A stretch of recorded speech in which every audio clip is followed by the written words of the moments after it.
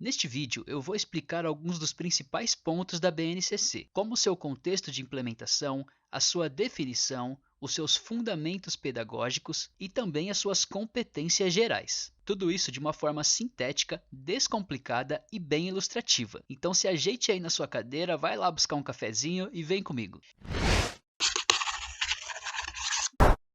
E aí pessoal, beleza? Tudo certo? Meu nome é Paulo, eu sou professor de Geografia e sejam todos muito bem-vindos aqui à Geo Ilustrada. Nosso assunto de hoje, BNCC. Seja para você que está pensando em fazer concursos públicos ou para você professor que quer entender um pouco melhor do que se trata a BNCC, né? Principalmente para você que é novato. Esse assunto tende a parecer muito mais difícil do que ele realmente é.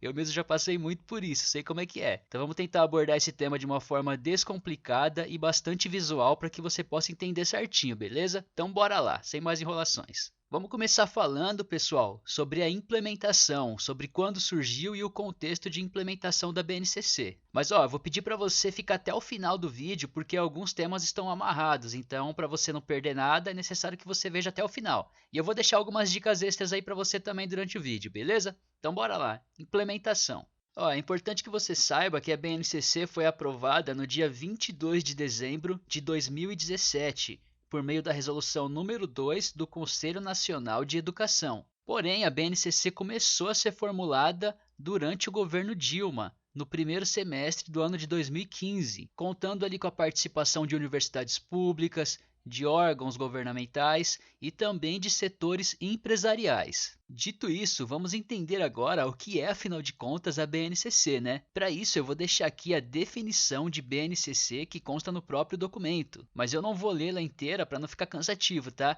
Eu vou apenas destacar dois pontos principais dessa definição que você tem que entender, beleza? O primeiro deles é o seguinte: a BNCC é um documento de caráter normativo.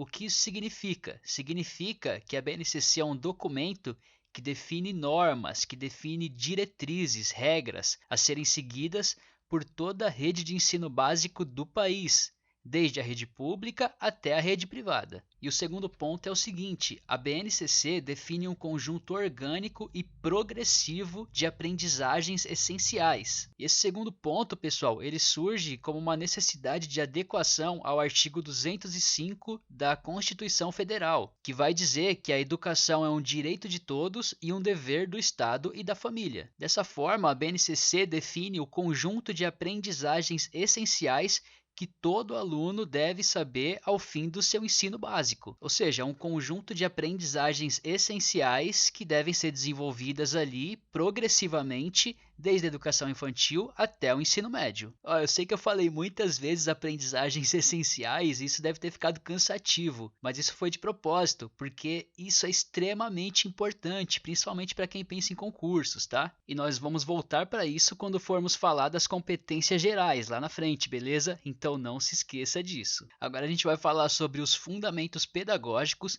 e depois das competências gerais, beleza? Vamos lá então, fundamentos pedagógicos. E ó, pessoal, isso aqui é muito simples, tá? O que vocês têm que saber é que os fundamentos pedagógicos da BNCC se estruturam em torno de dois itens, que são o foco no desenvolvimento de competências e o compromisso com a educação integral. Vamos entender certinho cada um deles. Sobre o primeiro item, o documento vai argumentar que a educação com foco no desenvolvimento de competências tem orientado não apenas a educação brasileira, como também grande parte dos países do mundo. Nesse sentido, a BNCC visa adequar essa realidade à realidade da educação brasileira.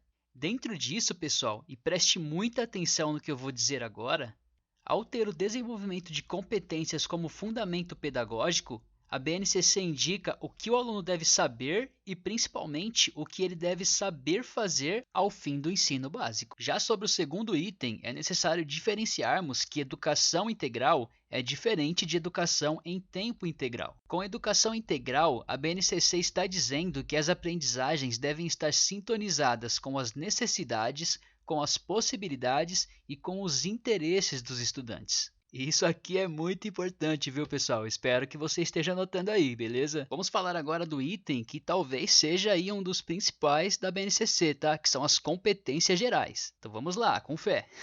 Mas antes disso, eu vou falar que é a primeira dica das que eu prometi lá no começo do vídeo, lembra? Para você aí, professor, professora, que está sem tempo de desenvolver os seus planejamentos, de fazer as suas atividades, por conta da correria do dia a dia, eu sei como é, eu sou professor da rede pública, tem uma dica que eu sempre passo aqui para minha audiência de planos de aula pagos. Os preços são super em conta. Sai ali em torno de R$ 57 mais ou menos. Tem para todas as fases do ensino básico, desde o berçário, maternal, educação infantil, fundamental ciclos 1 e 2 e novo ensino médio, sendo que todos eles já vêm com planos de aula prontos e editáveis e atividades prontas também, então isso facilita muito o nosso trabalho.